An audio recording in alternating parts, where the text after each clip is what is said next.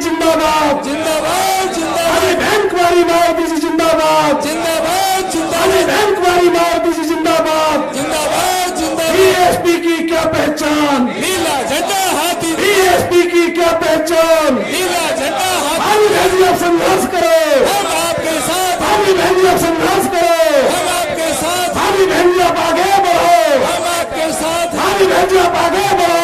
हम आपके साथ। भारत की मजबूरी है, बहन जी जरूरी है, भारत की मजबूरी है, बहन जी जरूरी है, भारत की मजबूरी है।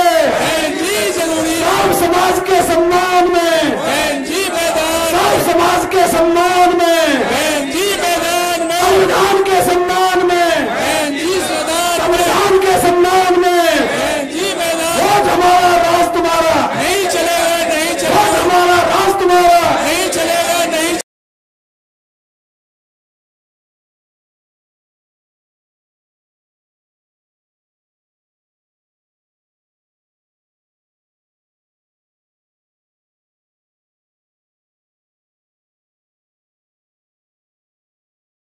आपका बहन जी करेंगे। बीएसपी की क्या पहचान, नीला झंडा हाथी, बीएसपी की क्या पहचान। नीला झंडा जिंदाबाद जिंदाबाद। अली बैंक वाली मायावती जी जिंदाबाद।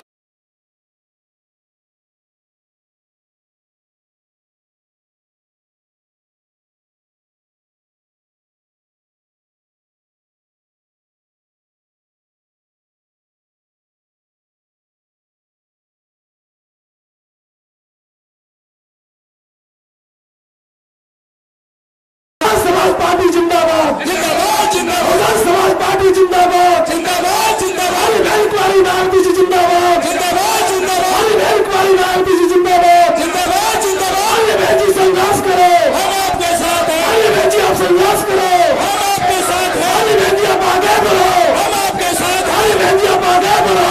हम आपके साथ हैं। भारत की मजबूरी है, बहन जी जरूरी है, भारत की मजबूरी है, बहन जी जरूरी है, भारत की मजबूरी है। बहन जी जरूरी है। बैंक वाली मायावती जी जिंदाबाद, जिंदाबाद जिंदाबाद, बैंक वाली मायावती जी जिंदाबाद, जिंदाबाद जिंदाबाद, बहुजन समाज पार्टी जिंदाबाद, जिंदाबाद जिंदाबाद, बहुजन समाज पार्टी जिंदाबाद। जिंदाबाद जिंदाबाद। अली बहन जी आप संघर्ष करो, हम आपके साथ हैं, अली बहन जी आप संघर्ष करो। हम आपके साथ हैं। धन्यवाद। सम्मानित साथियों, हमने आपके बीच में बहुजन समाज पार्टी की राष्ट्रीय अध्यक्ष, उत्तर प्रदेश की 4 बार लोकप्रिय मुख्यमंत्री रही माननीय बहन कुमारी मायावती जी हमारे बीच में पधार चुकी हैं। जोरदार तालियों से आप लोग माननीय बहन जी का स्वागत करें। और साथ ही हमारी पार्टी के अलीगंज विधानसभा से पूर्व में एमएलए के चुनाव लड़े जनाब जुनैद मियां साहब आए और माननीय बहन जी का सोने के मुकुट के साथ स्वागत करें। जुनैद मियां साहब, तीनों प्रत्याशी हमारे साथ में खड़े हो जाए। कन्नौज से श्री इमरान बिन जफर साहब, फरुखाबाद से श्री क्रांति पांडे जी, इटावा से श्रीमती सारका सिंह बघेल जी माननीय बहन जी का स्वागत कर रहे हैं। अब मैं बिना विलंब किए हुए आपके बीच में सर्व समाज के मान सम्मान स्वाभिमान की प्रतीक बहुजन समाज पार्टी के राष्ट्रीय अध्यक्ष, उत्तर प्रदेश की 4 बार लोकप्रिय मुख्यमंत्री रही, हम सबकी लोकप्रिय नेता माननीय बहन कुमारी मायावती जी से अनुरोध करता हूं कि वो आकर के हम लोगों को संबोधित करें। माननीय बहन जी। बीएसपी की इस चुनावी जनसभा में इकट्ठा हुए पार्टी के सभी छोटे बड़े पदाधिकारी एवं कार्यकर्तागण, आज आप लोग देश में व यहाँ आपके उत्तर प्रदेश स्टेट में भी लोकसभा के लिए हो रहे आम चुनाव में अपनी पार्टी के उम्मीदवारों के समर्थन में मुझे सुनने के लिए यहाँ इकट्ठा हुए हैं, तो उसके लिए मैं आप सभी लोगों का हार्दिक दिल से आभार प्रकट करती हूँ। वैसे आप लोगों को ये विदित है कि हमारी पार्टी कांग्रेस, बीजेपी व अन्य किसी भी विरोधी पार्टी तथा गठबंधन आदि के साथ मिलकर नहीं, बल्कि अकेले ही अपनी पार्टी के बलबूते पर ही पूरी तैयारी व दमदारी के साथ ये चुनाव लड़ रही है। इसके साथ ही हमने टिकट बंटवारे के मामले में भी सर्व समाज के लोगों को उचित भागीदारी दी है, जिनको कामयाब बनाने के लिए अपनी पार्टी के लोग पूरे जी जान से लगे हुए हैं। हालांकि आज यहाँ आपकी इकट्ठा हुई अपार भीड़ व भीड़ के जबरदस्त जोश को भी देखकर अब मुझे ये काफी हद तक पूरा भरोसा हो गया है कि पिछली बार की तरह इस बार भी आप लोग अपने प्रदेश से यहाँ लोकसभा चुनाव में अपनी पार्टी का बेहतर रिजल्ट जरूर लाएंगे। इसके लिए अब मैं आप लोगों का ध्यान कुछ जरूरी बातों की तरफ दिलाना चाहती हूँ और इस संबंध में विशेषकर मैं कांग्रेस, बीजेपी व इनके अन्य सभी सहयोगी दलों के बारे में ये कहना चाहूंगी कि आजादी के बाद शुरू में केंद्र व देश के काफी राज्यों में भी ज्यादातर सत्ता यहाँ कांग्रेस पार्टी के ही हाथों में केंद्रित रही है, किंतु इनकी अधिकांश मामलों में रही गलत नीतियों एवं गलत कार्य प्रणाली आदि की वजह से ही फिर इस पार्टी को केंद्र व काफी राज्यों की भी सत्ता से बाहर होना पड़ा है तथा यही स्थिति इनकी सहयोगी पार्टियों की भी बनी रही है, जिसके कारण ही फिर पिछले कुछ वर्षों से भारतीय जनता पार्टी व इनके सहयोगी दल केंद्र एवं काफी राज्यों की भी सत्ता में काबिज हो गए हैं, लेकिन इनकी भी ज्यादातर रही जातिवादी, पूंजीवादी, संकीर्ण, सांप्रदायिक व द्वेषपूर्ण नीतियों एवं कार्य प्रणाली आदि से तथा इनकी कथनी व करनी में भी काफी अंतर होने की वजह से अब ऐसा लगता है कि इस बार ये पार्टी भी यानी कि भारतीय जनता पार्टी भी केंद्र की सत्ता में आसानी से वापस आने वाली नहीं है, बशर्ते यदि ये चुनाव इस बार फ्री एंड फेयर होता है तथा आम चर्चा के मुताबिक वोटिंग मशीनों में भी कोई गड़बड़ी आदि नहीं की जाती है। और वैसे भी इस बार चुनाव में इनकी कोई भी पुरानी व नई चल रही नाटकबाजी, जुमलेबाजी व गारंटी आदि काम में आने वाली नहीं है, क्योंकि अब देश की जनता काफी हद तक इस बात को समझ चुकी है कि इनकी पार्टी ने अब तक देश के विशेषकर गरीबों, कमजोर तबकों, मध्यम वर्गीय एवं अन्य मेहनतकश लोगों को जो इन्हें अच्छे दिन दिखाने के असंख्य प्रलोभन भरे वायदे किए हैं तथा अनेकों हवाई व कागजी गारंटी आदि भी दी है, तो उनका जमीनी हकीकत में अभी तक इन्होंने लगभग 1/4 हिस्सा भी कार्य पूरा नहीं किया है, बल्कि इसके स्थान पर इनका ज्यादातर समय व ताकत भी या इनके अपने चहेते रहे बड़े बड़े पूंजीपतियों एवं धन्ना सेठों को ही ज्यादा से ज्यादा माला माल व धनवान आदि बनाने में तथा उन्हें हर स्तर पर छूट देने व बचाने में ही लगी रही है, जिनके अधिकांश आर्थिक सहयोग से ही ये पार्टी वे अन्य पार्टियां भी अपना संगठन चलाती हैं तथा चुनाव आदि भी लड़ाती हैं, जिसका काफी कुछ खुलासा बॉन्ड की आई रिपोर्ट से भी हो जाता है। आप लोगों को ये मालूम है कि अभी कुछ दिन पहले माननीय सुप्रीम कोर्ट ने ये माननीय सुप्रीम कोर्ट में ये मामला आया था बॉन्ड का, तो जिसमें ये बॉन्ड की जो रिपोर्ट खोली गई, जब रिपोर्ट सामने आई, प्रकाशित हुई, तो उसमें ये उस रिपोर्ट से ये मालूम होता है कि कांग्रेस पार्टी, बीजेपी, अन्य सभी पार्टियों ने इस देश के बड़े बड़े पूंजीपतियों और धन्ना सेठों से चुनाव में, खासकर चुनाव में बॉन्ड के जरिए करोड़ों अरबों रुपया लिया है। लेकिन उस रिपोर्ट में आपने कहीं पर भी बहुजन समाज पार्टी का नाम आप लोगों ने नहीं देखा होगा, लिखा नहीं होगा रिपोर्ट के अंदर। बहुजन समाज पार्टी ने एक भी रुपया किसी भी बड़े पूंजीपति या धन्ना सेठ आदि से नहीं लिया है। और आप लोगों को ये मालूम है कि हमारी पार्टी जब से बनी है तब से लेके अब तक हमारी पार्टी तो देश के किसी भी छोटे या बड़े पूंजीपति या धन्ना सेठ से पार्टी के संगठन को चलाने व चुनाव आदि लड़ाने के लिए कोई पैसा नहीं लेती है, बल्कि हमारी पार्टी अपने कार्यकर्ताओं से ही, तो उनकी आर्थिक मदद से ही थोड़ा थोड़ा धन इकट्ठा करके तो पार्टी के संगठन को चलाती है, अपने केंद्र कार्यालय को चलाती है, दफ्तरों को चलाती है।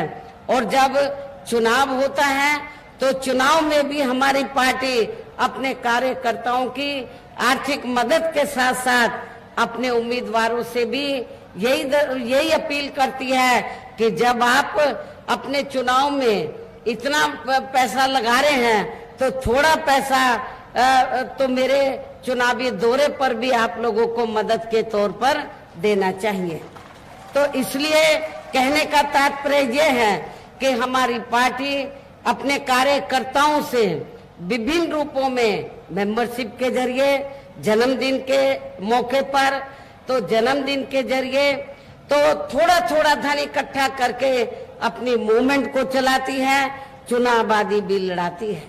लेकिन दूसरी पार्टियों की तरह बड़े बड़े पूंजीपतियों और धन्ना सेठों से बॉन्ड आदि के जरिए पैसा नहीं लेती है, जो अब ये मामला माननीय सुप्रीम कोर्ट में चल रहा है, जिसमें बहुजन समाज पार्टी का नाम आप लोगों को कहीं भी सुनने के लिए नहीं मिलेगा। इसके साथ ही अब ऐसा लगता है कि कांग्रेस पार्टी की तरह ही बीजेपी ने भी केंद्र की तमाम सरकारी जांच एजेंसियों का ज्यादातर राजनीतिकरण ही कर दिया है। इसके अलावा देश के किसान वर्ग भी वर्तमान बीजेपी की सरकार में शुरू से ही अपनी विभिन्न समस्याओं को लेकर काफी ज्यादा दुखी व परेशान रहे हैं और अभी भी हैं। जबकि यूपी में 4 बार हमारी पार्टी की रही सरकार ने इनके हितों का भी हर स्तर पर विशेष ध्यान रखा है। आप लोगों को ये मालूम है कि जब जब भी बीएसपी के नेतृत्व में यूपी की सरकार रही है तो हमारी पार्टी की सरकार ने तो किसानों को खेती करने के लिए समय से सस्ते साधन उपलब्ध कराए हैं और उनकी फसल का भी उचित दाम हमारी सरकार ने दिया। इतना ही नहीं बल्कि केंद्र में पूर्व की रही कांग्रेसी सरकार की तरह ही वर्तमान भाजपा सरकार में भी इनकी जातिवादी, हीन, सांप्रदायिक एवं पूंजीवादी सोच व नीतियों के चलते ही पूरे देश में सर्व समाज में से खासकर गरीबों, दलितों, आदिवासियों, पिछड़े वर्गों, मुस्लिम एवं अन्य धार्मिक अल्पसंख्यक समाज के लोगों का भी पूर्ण रूप से विकास व उत्थान आदि नहीं हो सका है। और इस संदर्भ में वैसे आप लोगों को ये मालूम है कि पूरे देश में यहाँ दलितों, आदिवासियों एवं अन्य पिछड़े वर्गों का सरकारी नौकरियों में वर्षों से अधूरा पड़ा आरक्षण का कोटा भी अभी तक पूरा नहीं भरा गया है। विशेषकर एससी व एसटी वर्गों के सरकारी कर्मचारियों का पदोन्नति में आरक्षण भी अब काफी हद तक प्रभावहीन ही बना दिया गया है। और आप लोगों को ये भी मालूम है कि जब यूपी में समाजवादी पार्टी की सरकार थी तो समाजवादी पार्टी की सरकार ने SC/ST वर्गों के सरकारी कर्मचारियों का पदोन्नति में आरक्षण ही खत्म कर दिया था। सपा सरकार ने, श्री अखिलेश यादव ने तो ये पदोन्नति में आरक्षण ही खत्म कर दिया था। और इतना ही नहीं, जब इसको प्रभावी बनाने के लिए इसको जो निष्प्रभावी हो गया था, इसको प्रभावी बनाने के लिए जब ये मामला पार्लियामेंट में लाया गया, हमारी पार्टी के काफी संघर्ष के बाद इसको लेकर संशोधन विधेयक आया। लेकिन उस समय कांग्रेस सत्ता में थी, तो कांग्रेस पार्टी और बीजेपी ने अंदरूनी मिली भगत के तहत समाजवादी पार्टी को आगे करके और अन्य विरोधी पार्टियों को आगे करके तो इस बिल को पास नहीं होने दिया। और समाजवादी पार्टी के सांसदों ने तो, MPs ने तो इस विधेयक को ही संसद के अंदर फाड़ दिया था। जो आज दलितों का वोट लेने की बात करते हैं, क्या उनको आपको दलितों का वोट देना चाहिए? परम पूज्य बाबा साहब डॉक्टर भीमराव अंबेडकर ने जो आपको भारतीय संविधान में आरक्षण दिया, उसका लाभ भी ना तो कांग्रेस की हुकूमत में आपको सही से मिला है और सपा की सरकार में तो सवाल ही पैदा नहीं होता है। साथ ही केंद्र व राज्यों में भी विरोधी पार्टियों की रही सरकारों में इन सभी वर्गों को प्राइवेट सेक्टर में आरक्षण दिए जाने की व्यवस्था किए बिना ही इनकी सरकारों के ज्यादातर सरकारी कार्य अब प्राइवेट सेक्टर के जरिए ही इनके बड़े बड़े पूंजीपतियों व धन्ना सेठों आदि को ही दिए जाने के कारण अब इनको पूरे देश में आरक्षण का बहुत कम ही लाभ मिल पा रहा है। इसी प्रकार इनका अन्य और मामलों में भी शोषण व उत्पीड़न आदि होना अभी तक भी बंद नहीं हुआ है। इसके साथ साथ मुस्लिम व अन्य धार्मिक अल्पसंख्यक समाज के लोगों की भी हालत हर स्तर पर यहाँ काफी ज्यादा खराब व दयनीय ही बनी हुई है, जिसका काफी कुछ खुलासा सच्चर कमेटी की रिपोर्ट में भी किया गया है। इतना ही नहीं बल्कि पिछले कुछ वर्षों से केंद्र व अधिकांश राज्यों में भी बीजेपी व RSS की सरकारों के चलते हुए अब इनका विकास व उत्थान आदि होना भी काफी हद तक बंद सही हो गया है। आए दिन इन पर खासकर हिंदुत्व की आड़ में हो रही जुल्म जाति भी यहाँ काफी ज्यादा चरम सीमा पर पहुंच चुकी है। इनके साथ साथ अपर कास्ट समाज में से विशेषकर गरीब लोगों की भी हालत हमें कोई खास अच्छी नजर नहीं आती है। और यहाँ मैं अपर कास्ट समाज में से खासकर ब्राह्मण समाज के लोगों को ये कहना चाहती हूँ, चाहे यूपी में समाजवादी पार्टी सत्ता में रही हो या वर्तमान में भारतीय जनता पार्टी की सरकार चल रही है, इन दोनों हुकूमतों में तो अपर कास्ट समाज में से ब्राह्मण समाज का बड़े पैमाने पर शोषण किया गया है। आपके कानपुर मंडल में तो इनके साथ काफी जुल्म जाति की गई है। सपा सरकार में ऐसे अनेकों एग्जाम्पल आपको मिलेंगे जो आपके कन्नौज जिले के अंदर जो ब्राह्मण समाज के लोग थे उनके साथ बड़े पैमाने पर जुल्म जाति हुई है। अभी भी जुल्म जाति होनी बंद नहीं हुई है। इनकी गलत कृषि नीतियों के कारण किसान वर्ग भी आए दिन आंदोलित बना रहता है। साथ ही इनकी गलत आर्थिक नीतियों की वजह से देश की अर्थव्यवस्था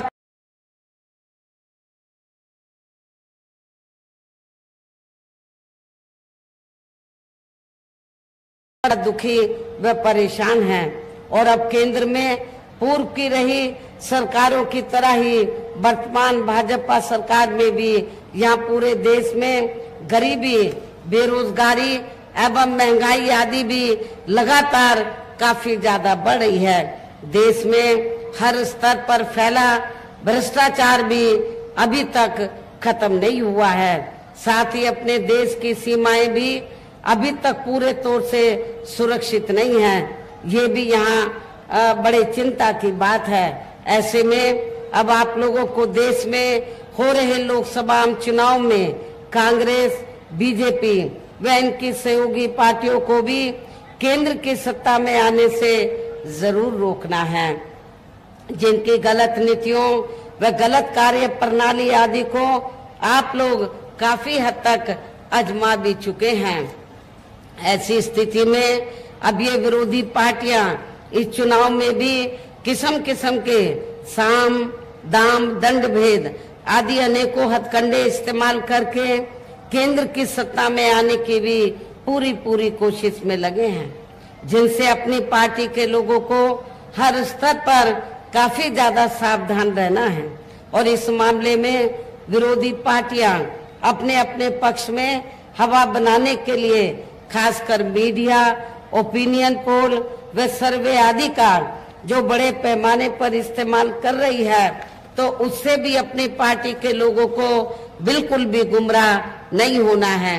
इसके साथ ही विरोधी पार्टियों के विभिन्न रूपों में जारी किए गए इनके हवाई व प्रलोभन भरे चुनावी घोषणा पत्रों एवं वायदों आदि के बहकावे में भी अपनी पार्टी के लोगों को कतई भी नहीं आना है, जिन्हें ये पार्टियां चुनाव खत्म होने के बाद ज्यादातर अमल में नहीं लाती हैं और अब जिन पर से देश की जनता का अधिकांश विश्वास ही उठ गया है। यही खास वजह है कि हमारी पार्टी किसी भी चुनाव में अपनी पार्टी का कोई भी चुनावी घोषणा पत्र आदि जारी नहीं करती है। वैसे भी हमारी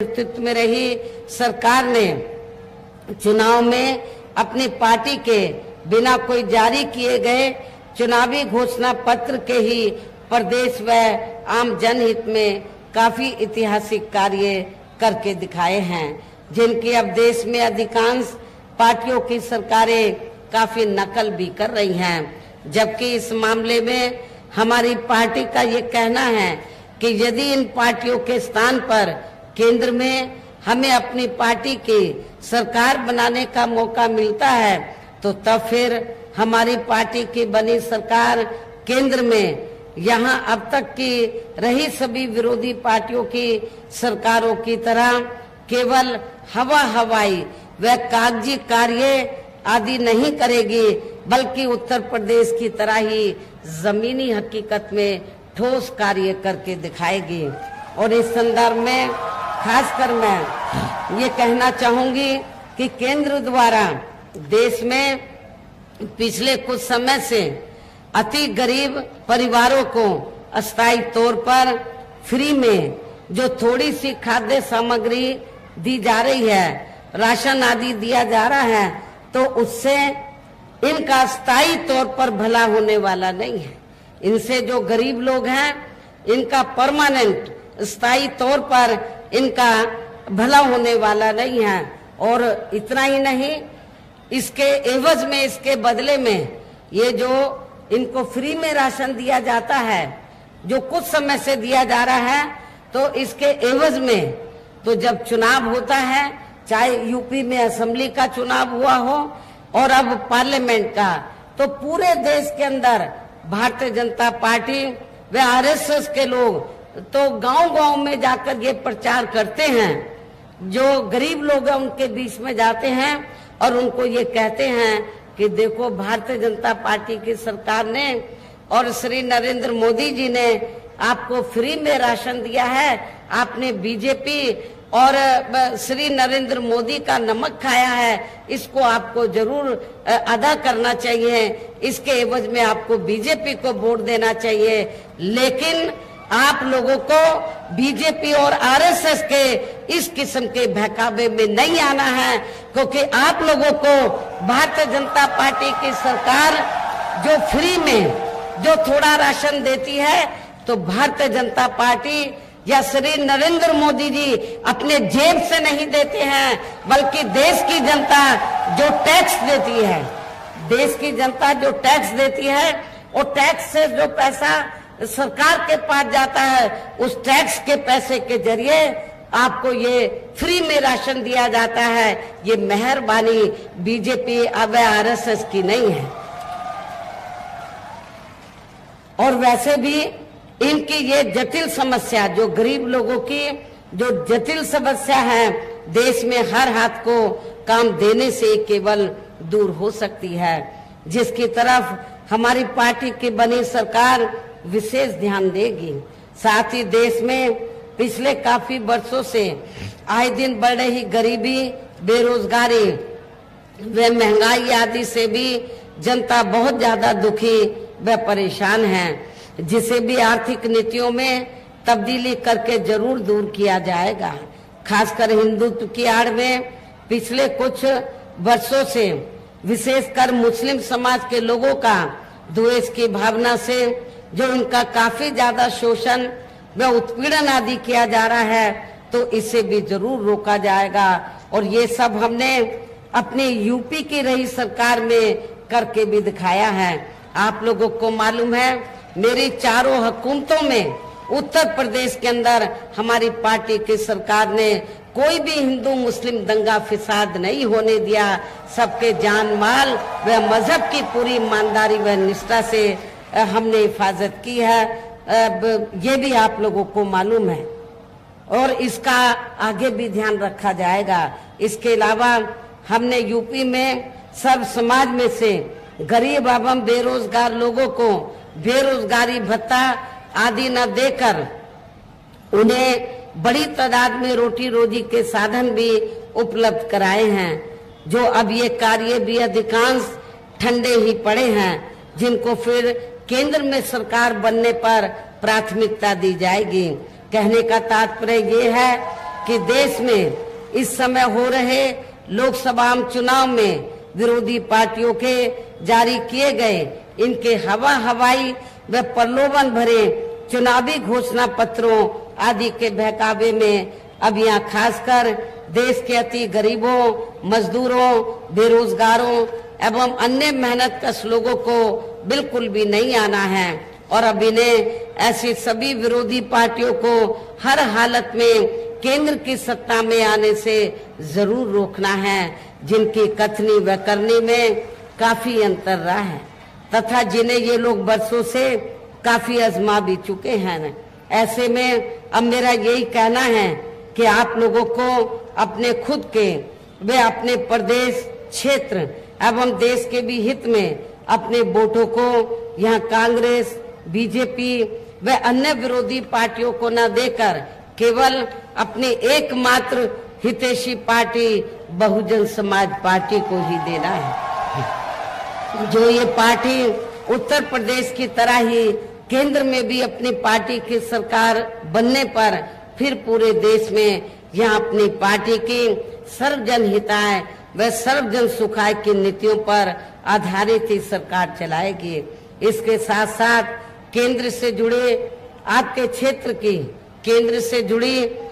क्षेत्र की जो भी यहाँ स्थानीय समस्याएं होंगी तो उन्हें भी फिर दूर करने का हर संभव पूरा प्रयास किया जाएगा। वैसे आप लोगों को ये मालूम है, चाहे आपका फर्रुखाबाद जिला है या कन्नौज है या इटावा है या औरैया जिला है, जब मेरे नेतृत्व में सरकार बनी है तो हमने इन चारों जिलों के विकास व उत्थान का विशेष ध्यान रखा है। काफी हमने डेवलपमेंट के कार्य इधर करके दिखाए हैं। साथ ही यहाँ गरीबों, मजदूरों, बेरोजगारों